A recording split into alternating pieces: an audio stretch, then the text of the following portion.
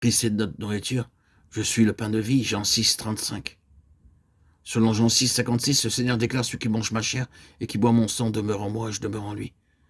Manger et boire, c'est se nourrir. Que se passe-t-il alors? Vous voyez la réponse. Il demeure en moi et je demeure en lui. En se nourrissant de lui, nous demeurons en lui et lui en nous. Gardons cela par devers nous et lisons Jean 4, 34. Que dit-il? Ma nourriture de faire la volonté de celui qui m'a envoyé, d'accomplir son œuvre.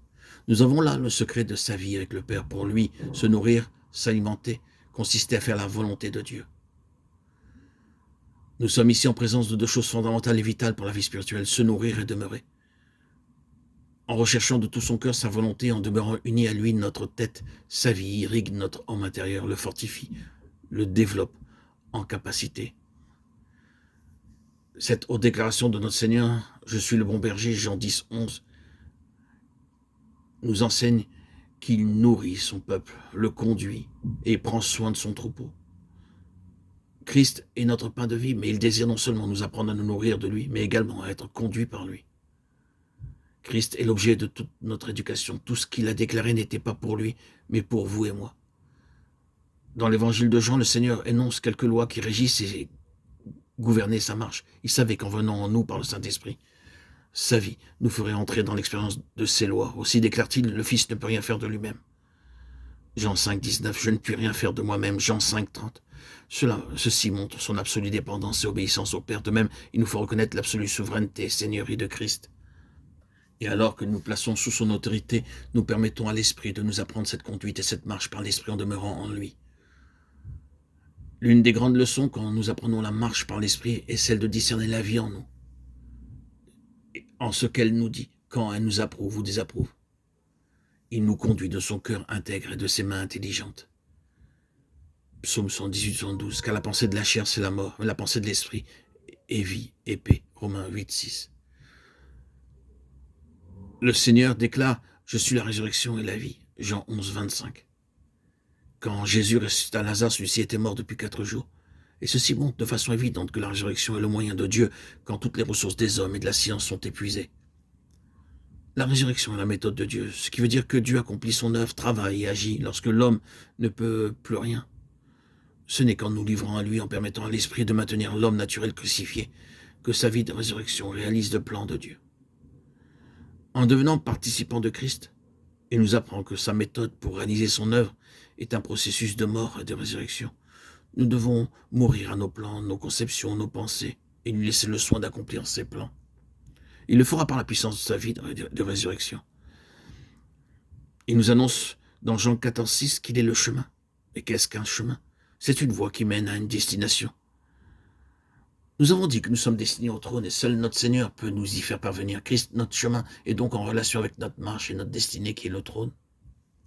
Cette expérience rassemble en elle-même les 4 premières, à savoir Christ est notre pain de vie, Christ est notre lumière, Christ est notre bon berger, Christ est notre résurrection.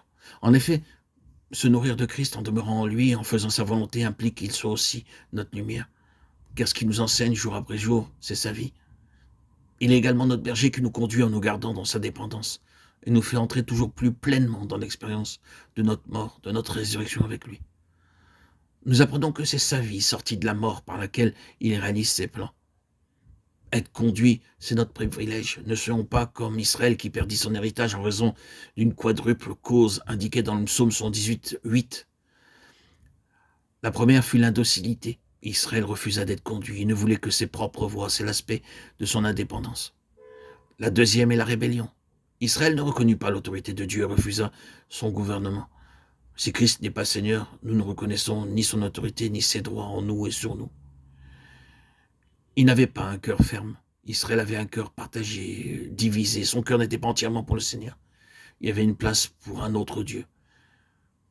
Frères et sœurs en Christ, bien-aimés, chers amis, il peut en être de même de nous. Nous pouvons facilement occuper la place qui revient au Seigneur et prendre d'ailleurs plus de place. Un esprit qui n'est pas fidèle ne tient pas ses engagements. Ne reprenons pas ce qui a été donné à Dieu et faisons ce que nous lui avons dit. Ayons un cœur ferme, un esprit fidèle N'ayons pas l'esprit de rébellion et ne soyons pas indociles, mais plutôt dans la soumission et l'obéissance et laissons place, le plus de place à notre Seigneur Jésus-Christ dans nos cœurs. L'homme charnel, l'homme ancien est mort. Ne lui laissons pas plus de place.